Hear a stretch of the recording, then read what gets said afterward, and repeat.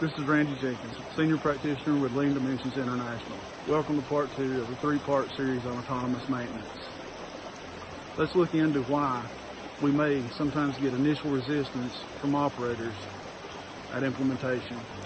Stay tuned for more.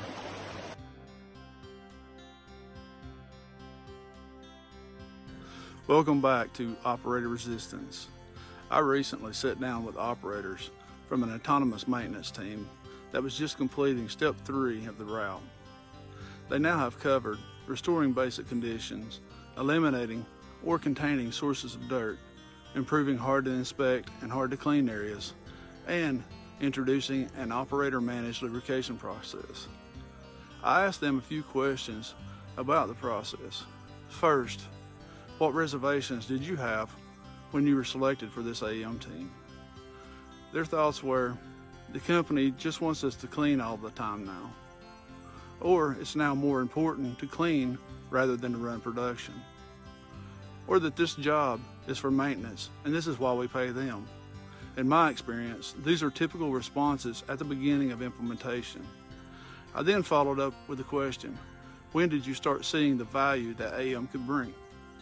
They said by step 2 of the route, they were starting to see that it's not all about cleaning, but getting to know their equipment better.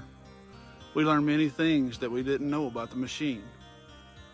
And the last question was, how do you feel about AEM now that you have completed step 3? They stated now we better understand the functions of the many components of the machine. If a new leak starts, not only are we able to see it immediately, but we're also able to see where it is coming from. Before, it would go unnoticed until it became a large mess. We've also started noticing different sounds of the machine.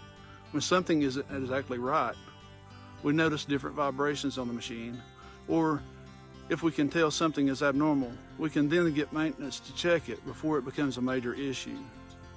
But the most important thing is that we are now proud of the machine, its condition, and the new skills that we have learned.